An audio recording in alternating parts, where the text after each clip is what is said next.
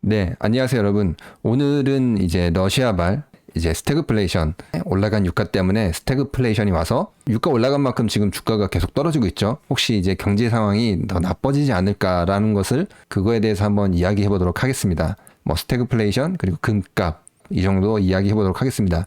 일단 러시아가 우크라이나를 쳐들어갔어요. 근데 저는 안 쳐들어갈 줄 알았어요. 이제 지난 영상에서 안 쳐들어갈 것이다. 왜냐? 득보다 실이 많으니까.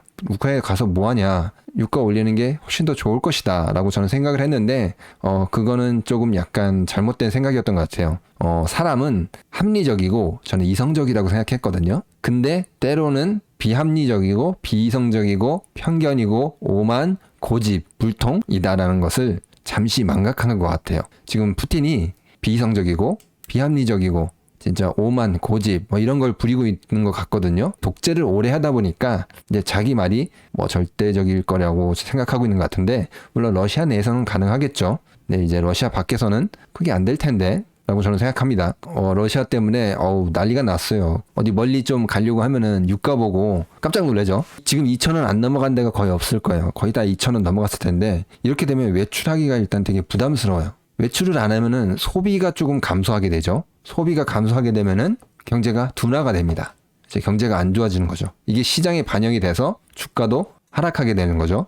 이제 이런 상황이 계속 이어질 것인가, 아니면 새로운 국면으로 이어질 것인가, 이거에 대해서 한번 생각해 봐야 될 것 같아요. 가장 중요한 거는 이제 전쟁 상황이겠죠. 저는 지금 생각하고 있는 게 러시아가 생각보다 별거 없다고 저는 느끼고 있어요. 지금 50%를 뭐 투입했다고 하는데 러시아 힘이 생각보다 별거 없다고 느껴지고 있어요. 이렇게 되면은 장기전으로 가게 되면 러시아가 무조건 질 수밖에 없어요. 물론 이제 장기전도 지금 힘들어 보여요. 러시아의 보급이라든지 뭐 러시아의 어떤 경제 상황을 본다면 장기전도 안 될 것 같아요. 그리고 중요한 거는 저렇게 50% 군사들을 우크라이나에 투입을 했는데 저들이 과연 마음이 변하지 않을 거라고 생각하시나요? 이 태조 이상계의 위화도 해군처럼 말이죠. 집으로 갈 수도 있는 거예요. 아니 명분 없는 전쟁에 끌려와서 누가 죽고 싶겠어요. 집으로 가자. 또 서방 세계에서도 지원해주고 뭔가 물밑으로 새로운 정권을 만드는데 도와주겠다. 저는 변심할 수도 있다, 충분히. 그래서 상황이 반전될 수도 있다라고 저는 생각하거든요. 러시아가 이렇게 오래 끌고 갈 수 없는 게 뭐 미국이 한번 손가락 튕기니까 러시아의 경제가 그냥 지워져 버렸어요. 이렇게 보면 미국이 정말 무서운 나라 같아요. 뭐 러시아의 루블화, 휴지 조각이 돼버렸죠. 뭐 러시아 국채 가격도 뭐 폭락해버렸고, 그러니까 러시아 자산이 다 휴지 조각이 되었다는 것입니다. 여기에 성장률은 마이너스 15%, 그리고 국제결제망에서도 퇴출되고 한순간에 그냥 빈털털이 거지가 된 겁니다. 그 상황에서 이렇게 전쟁을 오래 유지한다, 이거는 조금 쉽지 않을 거라고 보고 있습니다. 뭐 중국이 도와줄 수 있다 뭐라고 생각할 수도 있는데 쉽지 않아요. 뭐 자기 코가 석자인 상황이에요. 지금 남 도와줄 만큼 여유가 없습니다. 뭐 도와주면은 어거지로 도와줄 수 있는데 이게 밑빠진 독에 물 붓기이기 때문에 도와주기가 쉽지 않을 거예요. 중국은 식량 뭐 수입 국가거든요. 그걸 미국에서 수입하고 있어요. 근데 그 미국에서 수입해서 러시아한테 주겠다?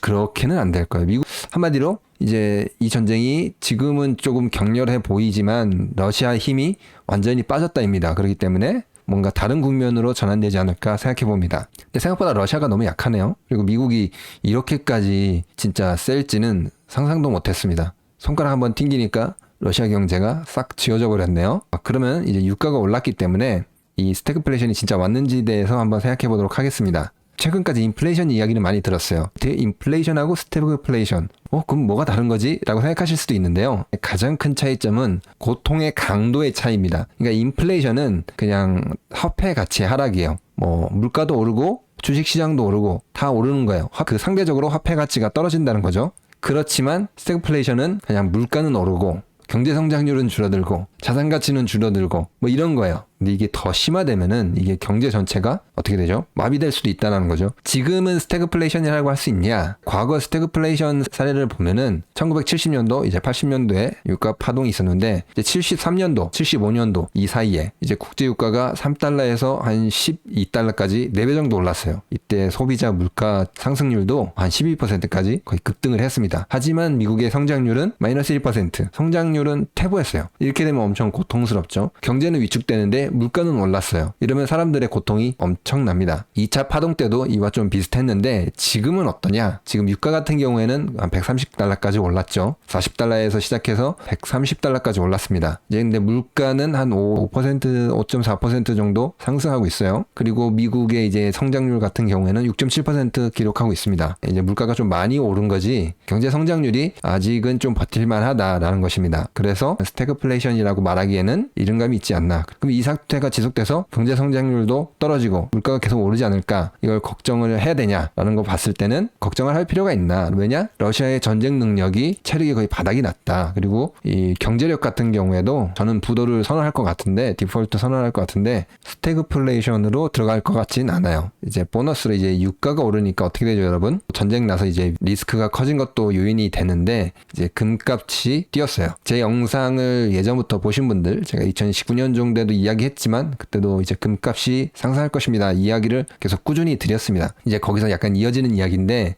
마지막 상승이지 않을까라고 저는 생각하고 있어요. 물론 이제 나중에 더 상승을 하겠지만 이제 이번 상승이 처분해야 되지 않을까라고 저는 생각합니다. 왜냐면은 과거 유가 파동이 있을 때요. 이때 1차, 2차요. 그때도 전쟁이 있고 유가 파동이 동시에 있었는데 이 당시에 금값이 많이 상승을 했습니다. 이제 제가 빨간 줄로 쳐놨는데 많이 상승을 했고 이제 그 사태가 진정이 되고 금값은 안정을 찾았습니다. 아무래도 순간적으로 수요가 몰렸으니까 가격이 상승을 했다가 안정을 찾으니까 잦아들었다고 생각해요. 이 당시 금값도 그렇고 유가도 그렇고 경제적으로 분석하기에는 무리가 있어요. 일시적으로 리스크가 높아지고 뭐 그런 걸로 오른 거죠. 지금 상승도 좀 비슷한 것 같아요. 금값이 러시아가 전쟁을 계속 지속할 수 없는 상태에서 뭐 푸틴이 암살을 당하던 뭐 쿠데타가 일어나던 아니면 뭐 러시아가 자멸을 하던 이런 상황으로 종식이 될 때 이제 금값이 어느 정도 다시 안정을 찾을 것 같아요. 그렇기 때문에 이제 금을 보유하고 계신 분이 혹시 계신다면은 이제 적정한 선에서 다 처분하셔도 되고 뭐 아니 내 생각엔 더 갈 것 같은데 라고 느끼시면은 뭐 한 반 정도 처분하거나 한 3분의 2 정도 처분을 해서 이제 그거 가지고는 미국 주식 사야죠. 이제 그거는 이제 다음에 얘기할 텐데 이제 미국 시장에 어떤 신재생 에너지 관련 주식을 사는 게 더 나을 것 같아요. 오늘 이제 러시아발 스태그플레이션 이게 어느 정도 지속이 될 것인지 그리고 금값에 대해서 조금 알아보았습니다. 뭐 오늘 영상은 여기까지 하도록 하겠습니다. 구독과 좋아요, 응원의 댓글은 영상을 만드는데 많은 힘이 됩니다. 감사합니다.